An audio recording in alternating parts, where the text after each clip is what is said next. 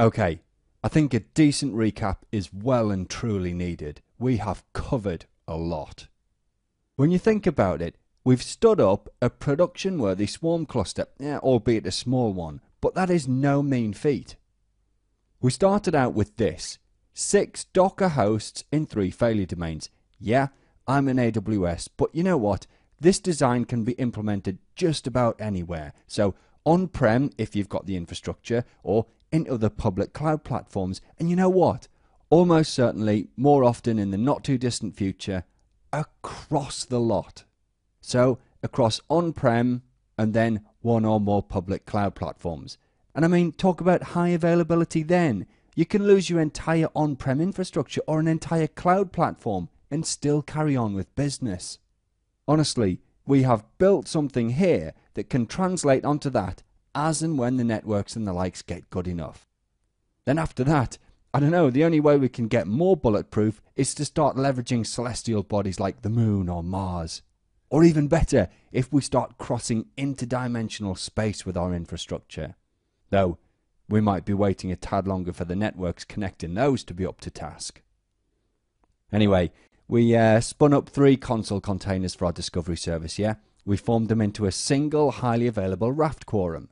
Then, after that, we started up 3 swarm manager containers, and we configured them for high availability as well. The swarm manager on manager 1 here, this one came up first, so it became our primary manager, so the one that has execute authority over the entire cluster, yeah? Now, when we started these swarm manager containers, we had to point each one only to a single console server. Because at the time of recording, there's currently no way to pass multiple console server arguments to the swarm manage command. So, that does mean that if, let's say, this container here goes away, well, this swarm manager can't talk to the discovery service anymore, which obviously is bad news, and I know, a real chink in the armor for production services. But you can lash an HA load balancer in front of console to get around that.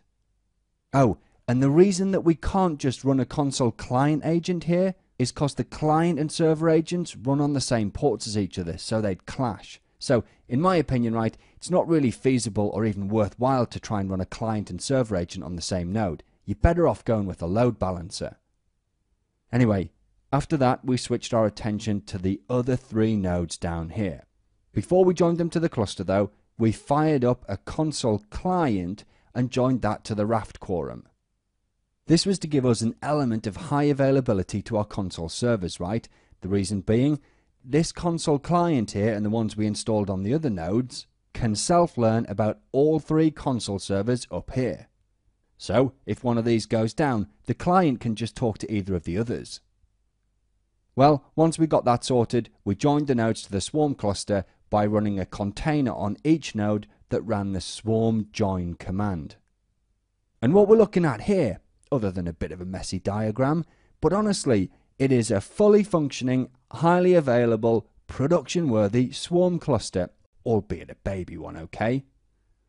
And I know, a bit pathetically, it's all running inside of a single region in AWS. I mean, I want some cross-dimensional high availability action, I do.